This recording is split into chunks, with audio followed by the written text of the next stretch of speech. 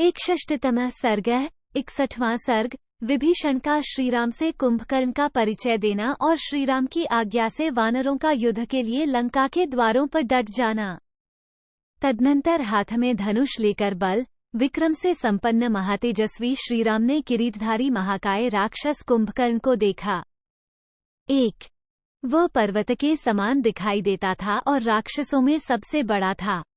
जैसे पूर्व काल में भगवान नारायण ने आकाश को नापने के लिए डग भरे थे, उसी प्रकार वह भी डग बढ़ाता जा रहा था। सजल जलधर के समान काला कुंभकर्ण सोने के बाजूबंद से विभूषित था।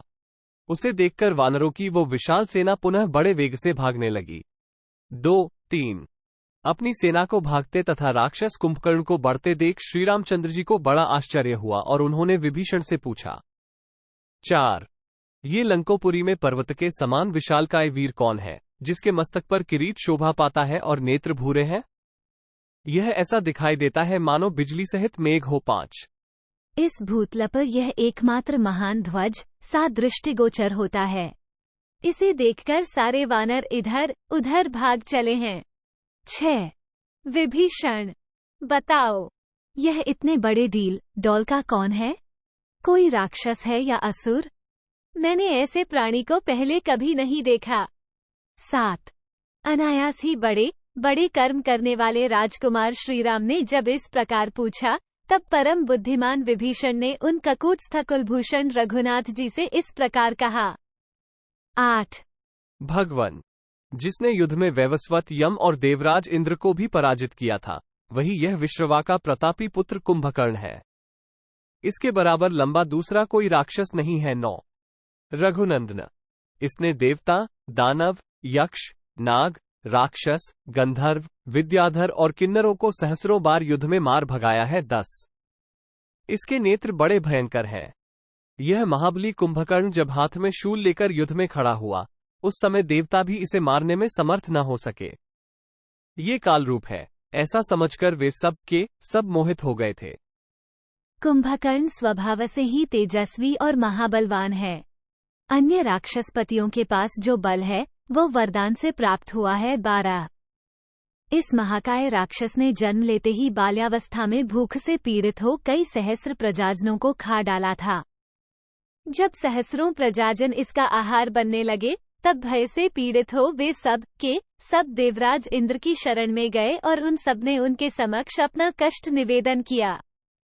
14 इससे वज्रधारी देवराज इंद्र को बड़ा क्रोध हुआ और उन्होंने अपने तीखे वज्र से कुंभकर्ण को घायल कर दिया।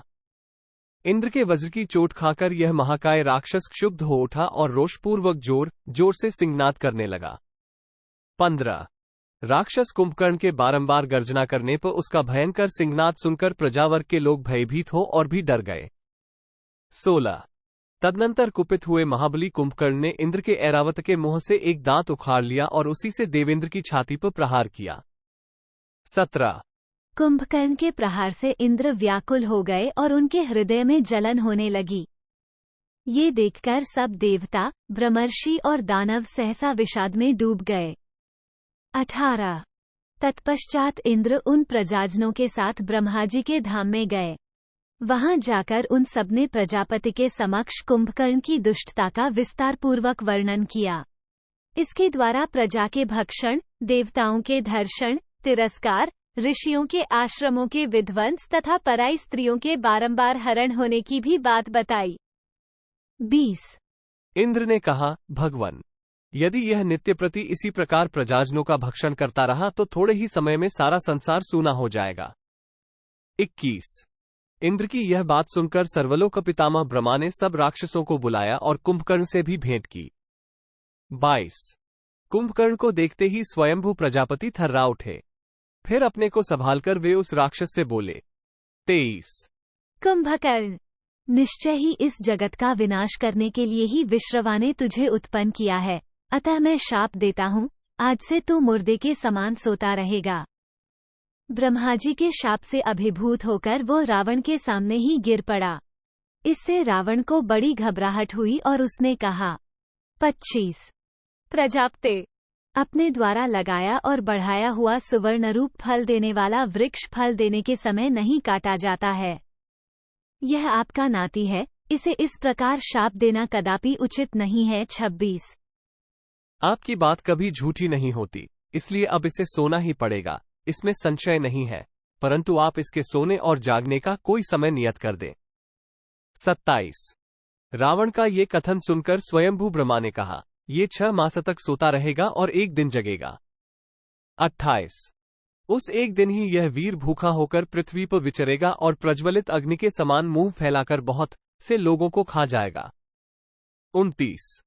महाराज, इस समय आपत्ति में पड़कर और आपके पराक्रम से भयभीत होकर राजा रावण ने कुंभकर्ण को जगाया है। 30।